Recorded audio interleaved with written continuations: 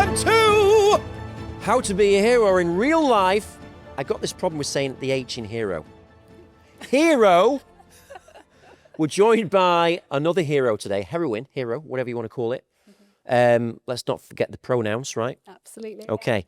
We're joined by Michelle Elden, an incredible name. We'll come to that later. But Michelle is here with a very unique story that affects a lot of people. And especially now, I would say a lot more people, right? Agree.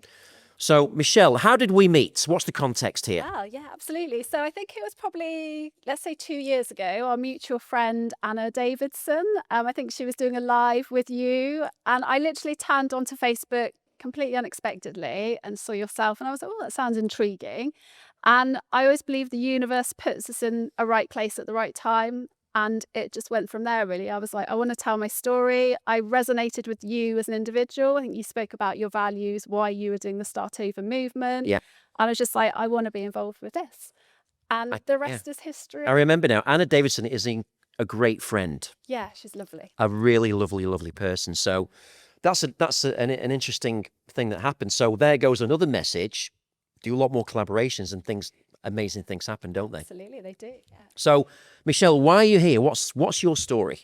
Yeah, so my story is based around the family courts. I know we've spoke back and forth lots and lots of times about it, but it's really to be a voice of protective parents, to basically fight for justice, in essence. You know, there's a lot that goes on behind those closed doors. So many people don't know about, and for me it's so important that we start being transparent, open and honest with the practices within those, you know, both the family court but also the professionals linked to the family court system, and just really ensure that justice is served for everyone as it should be and as you'd expect from a justice system. Why wasn't justice served with you? What was going on here? Yeah, really to cut, I guess, what is a very long story short. I mean, I was in court proceedings for about 2 years in total. So those proceedings for me weren't what I expected at all. And that's putting it very, very mildly. I went into court proceedings actually really confident, you know, nervous because it was different. You know, I'm not used to being in the court arena, but actually really confident in terms of this is the evidence and this is the truth. And, you know, the other party's evidence was null and void, shall we say. So I went into it very, very confidently. As proceedings kind of, you know, went along, just feeling completely dumbfounded, I suppose, shocked, but also a real sense of injustice because there was a lot of biased reporting, a lot of fictitious reporting, and just general corruption, to put it very bluntly, within the whole system and not just within that court arena. So you're saying that the legal system in England, which is supposed to be the best in the world, failed you as a mother? Oh, absolutely. Absolutely. Yeah, no doubt about it. I mean, you know, from, as I said, going in very confidently to this is my evidence, not being able to present any of that evidence quite literally at all, but yet other professionals and the other party were allowed to make up things quite literally that there was no evidence for. Now, can I venture into where this all came from? What are we talking about here? Yeah. What is the context of your... Yeah, so basically, I went through what would be probably about 2-year, quite grueling divorce battle. Okay. Came out at the end of that, went on holiday. I was like, yay, I'm free. We've got this peaceful life again. You know, happiness is resumed, shall we say. Came back from that holiday to literally a wad of, well, brown envelope in essence, wad of paperwork, and was like, what? So you were sued? It was family court proceedings, they call it, Marco. So in essence, you know, in terms of the allegations that were made against me by my ex-partner, that obviously now is, in terms of contact. And that contact was alleged to be null and void from my part, but that wasn't the case at all without going into too much detail. So again, I went into that very confidently because I was like, well, here's the evidence. It's very, very clear. So, you know, the judicial system as a whole will obviously review that evidence, see X, and were Y, you Z, advised by a lawyer, or you thought you just... No, do you know what? I wasn't, naively or not, because I was so confident in my story. And you were confident as a mother because the courts always favour the woman divorcing who has the child. No, more so the fact that the truth is the truth. It was more so this is the truth, that's not the truth. So surely a judicial system as a whole would obviously look at evidence. Yeah. and then base their decisions on that. But that wasn't the case. None of the evidence was actually reviewed. Everyone was allowed to say what they wanted to without reviewing any evidence. So are you saying this was a legal, technical thing where you could not present your evidence? Yeah, in essence, there's that entity, Right. but also people that were involved were writing fictitious reports. So like you and I, we'd have like an interview kind of thing, you know, and rightly so. But when that report was actually presented, it wasn't factual. And when I then went and said, well, actually, you know, X, Y, and Z's missing, it's important information, there was no kind of repercussion for that, apart from I was used as a scapegoat and I was used as the problem, told I was being obstructive, etc., etc. It was actually, you know, from my expectations, a court of law should always review the evidence. That is the basis of my understanding of what. So what was his objective in all of this? I personally think, and I may be wrong, but I personally think once the divorce was finalised, I had fought nail and tooth to get what was right, what I felt was right for myself and my child. You know, I stability, consistency in life, happiness, you know, no changes in routine, shall we say. My opinion is my ex-partner actually was annoyed by that, to put it, I guess, really simplistically. And then these family court proceedings commenced literally probably about 6 weeks after that divorce finished. So you're saying it was revenge? Control, I think I would personally say. I think in the relationship, it was a domestic abusive relationship. So coming off the back of that, as I said before, it was like, yay, we're free. Without going into the details, can you give us, well, the audience, what is a domestic abusive relationship? Because I know there's many versions of it. Yeah, of course. What would that look like, for example, in a typical relationship? Yeah, so I mean, you know, you've obviously got different aspects. It can be emotional abuse, you know, psychological, physical, sexual, even, you know, financial abuse, which often is kind of, you know, underplayed, shall we say.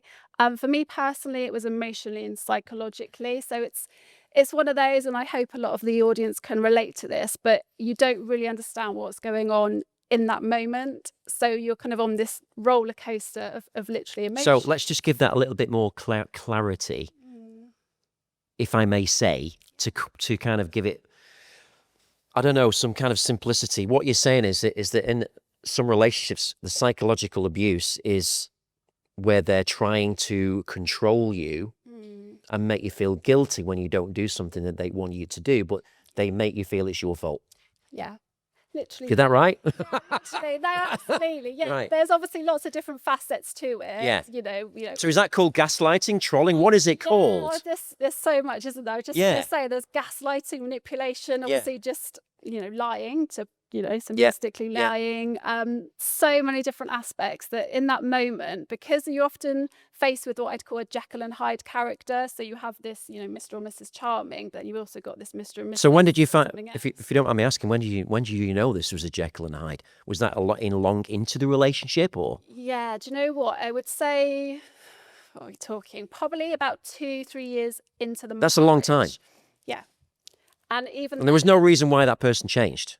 No. And do you know what? It was more a case of repeated disrespectful behaviour rather than me actually having a light bulb moment. I think it was more because of the repetition of that behaviour. I was like, right, there's something. So it was the frog in the cold water and doesn't know it's been. Yeah.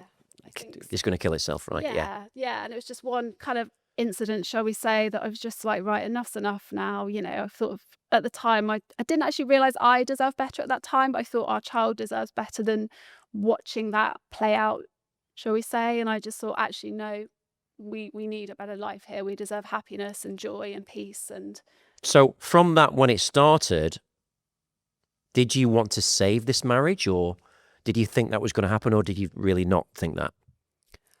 At that moment, I would have said no, because it wasn't realistic to think that was an option, just because of, again, that repeated behaviour for so long. It just wasn't even. How long did it take you to get out of it, I guess?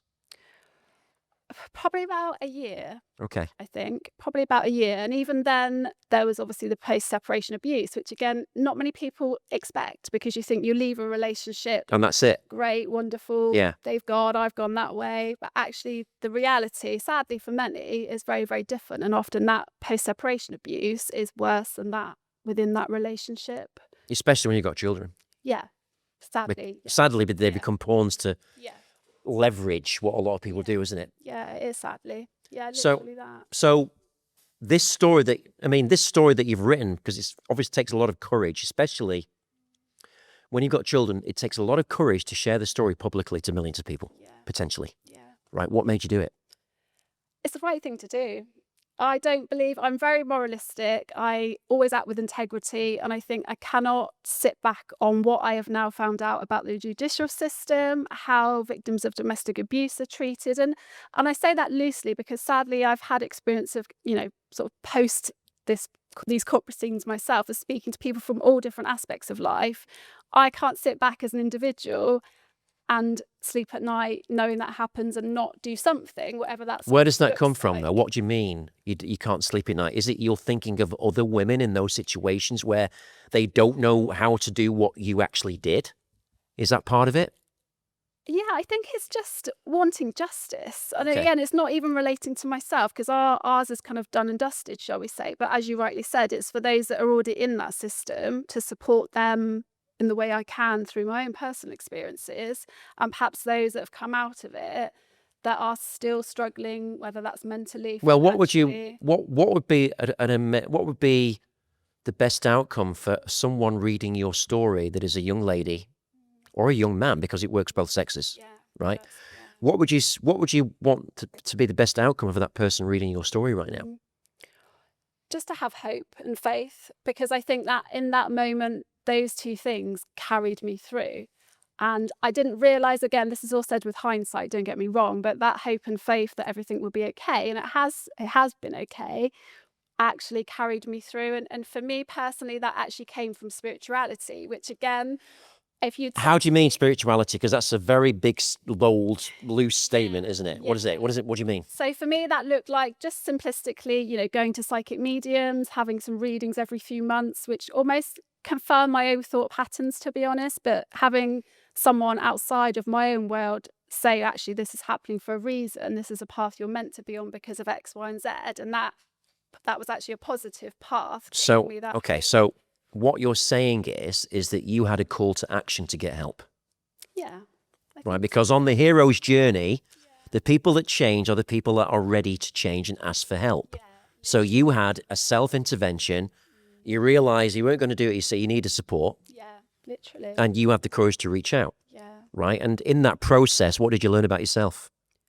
I'm stronger than I thought I was. I think I've always been very independent, again, to my own detriment sometimes, I'll be completely honest. I've always been very independent. I can do this myself. I don't need anyone. I don't need you. But actually, in these moments, I think with any challenge in life, it's so important to reach out to a support network, whether that is, trusted family and friends, organisations that can support you.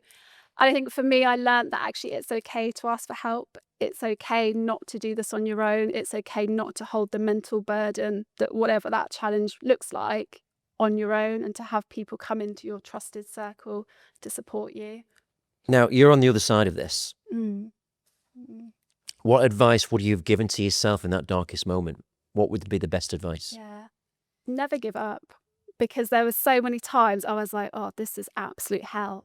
And, just to watch it through someone you care about, that is the hardest thing, because you can't control that. It was out of my control. I had to watch that quite literally. And as any caring parent, you don't want that for your children, do you? I think that was really difficult. I think that never give up sort of mindset is so important, because I never knew it took single moments of kind of, miracles, quite literally, to change our situation.